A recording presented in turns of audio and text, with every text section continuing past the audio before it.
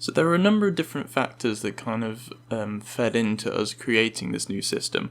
One of those being that we wanted larger zones for signalers to control. So the desks before just covered a quite a small space, which if it was a busy space that would be very, very interesting, but if it was sort of more towards the LIN area and that kind of thing, there wouldn't be that much to do on the boards that you had. So to create that without having loads and loads of different screens around you, we decided to go with a kind of a panning and zooming sort of thing. Now that wasn't the only factor that made us want to redo the system, and so some other things that we received in feedback from signalers was they wanted more information about the platforms, more information about whether or not there was a dispatcher, a guard, where the trains were. So we've kind of built this whole system around information and just the signalers having everything that they need to be able to signal effectively. So let's start with the platform allocation screen. So this one is very useful, particularly because we have a panning display now, and so there can be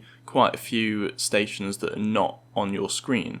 So it's good to, keep up to track with what's going on at all of these different stations, know if one needs your attention, for example. So as you can see, we've got the station, we've got the platform number for that station, we've got its status, whether it's vacant, occupied, ready to depart, that kind of thing. If there's a guard there when the train is in the platform, if there's a dispatcher allocated to those set of platforms, they'll show here, and which zone it is. Now, the reason for the zone thing we'll come on to a little bit later with some of our future plans for the system, but currently we're in Zone A, so it's showing us all of Zone A at the moment. Now, we can filter the station names, so for example, if I just wanted to see ones with Stepford in the name, there we go, I've got Stepford Central and Victoria. Now each platform, that's not the only information that we can get if we actually click on one. So if there's a train there, it will show you the time that that train is scheduled to depart from that platform. And a little bit more information about the guard and the dispatcher, so it will show you the rank of the guard and the rank of the dispatcher.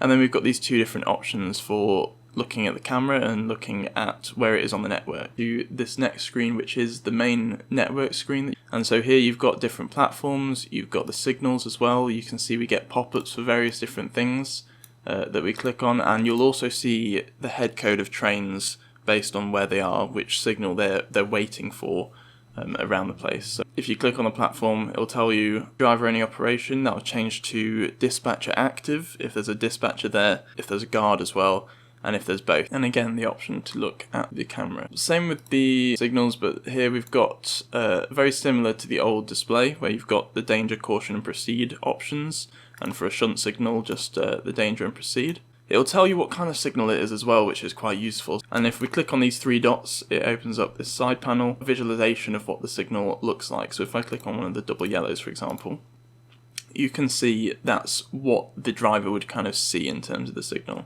The shunt ones, obviously we've had to kind of represent them a little bit differently, just because we couldn't really fit the shunt kind of shape in there. But that's similar to what you'll see on the driving HUD when you're also driving, so at least that's familiar. Then we'll show what trains are perhaps waiting at that signal. So if there's a train that is waiting to pass the signal, perhaps it's danger or perhaps it's just on approach to the signal. It'll tell you a little bit of information about the train. It also shows you the trains that are currently in the block, but you can potentially have more than one train in a block, which sounds strange. So this signal here, C059. Now if you think about this signal, it needs to be read if there's a train that's obviously heading this way and hasn't passed this signal yet, if there's a train going this way and hasn't passed this signal yet, or if a train has passed this signal and is crossing over. Now there could be a train that's come down this way and a train that's going over here at the same time, because those two trains won't conflict with one another. However, they both cause this to be dangerous, so you'd have both of those trains in here. Now if you've ever signalled with the old system, you've possibly seen danger lock, which is where it forces you to be in danger, it won't let you select the other aspects. That's what happens when there's a train in the block. For ones that are platform signals, we now have a little bit of extra information where we've associated it with a particular platform. So in this case, City Hospital Platform 1. It's kind of just a shorthand for the stuff that's on the left screen, but it will just show you whether it's driver only, whether it's dispatcher, whether it's signaller. Now that will also change colour with the platform. Now I'll show you the camera whilst we're here. This is another feature that Signal has asked for, but we've added the ability to sort of CCTV style look at what's happening at each signal and also each platform.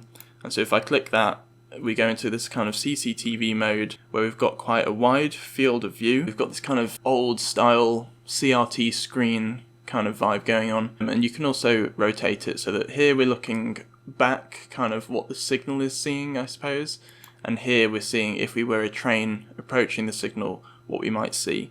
And that's useful for debug if you think there's something wrong with the system, but also it's useful if you just want to see what's going on. Now when they're ready to depart, you can see it's flashing yellow here, it's flashing yellow over on the full train list as well. And this has now gone yellow saying they're ready to start, and it's flashing here. So hopefully no matter what screen you're on, you can see that. Now if they're off screen, you can see that a 1 has appeared in that corner. And if I zoom in so it's more directly below us, now if we wait a bit too long, you can see it's now flashing red. And that means that they are waiting quite a while now. Now you can see the head code change to yellow along with the train list. And that's because they've become 1 minute late because of how long I held them there. And let's now have a look at the third screen, which is the train list screen. If there were trains in the game, it will have every train that is in the game on here. However, if it's outside of the area that you're controlling as a signaller, you might not want to see it. It might be a bit distracting. So you can select that, and that will essentially filter the train so it only shows the ones that are in your zone. So then you've got the ID, which is the head code of the train. It'll show you its next stop, its status, which is to do with timeliness. So it'll show you if it's on time, if it's a few minutes late, that kind of thing. Its final destination, the driver, and whether or not it has a guard, and then obviously the zone. Similar to the platform one, you can click on these and it'll show you more information. So I thought it'd be interesting to show you kind of the panning and the zooming. So we're making sure that this is going to be compatible for mobile and gamepad as well, sort of like Xbox controls. Whether or not you'd want to signal on Xbox itself is a different question because you can't actually chat on Xbox, but if you, for example, plugged an Xbox controller into your computer, you'll be able to use that. Now I've not set up all the signals for this part, obviously I've only set it up to Stepford Central just while we're still testing, but you can see this kind of blue outline around here. Now that is your signaling zone.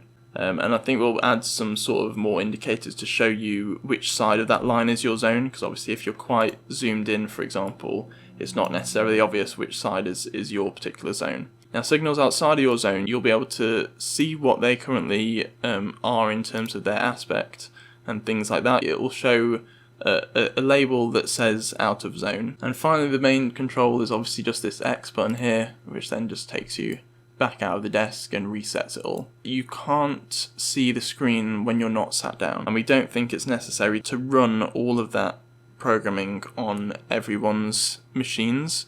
So one of the things that we're looking at creating, and that is quite easy to create with the system that I've made, is to potentially have tablets or little computer stations where you can simply see the entire network. You can't control any of it, but you can see the entire network.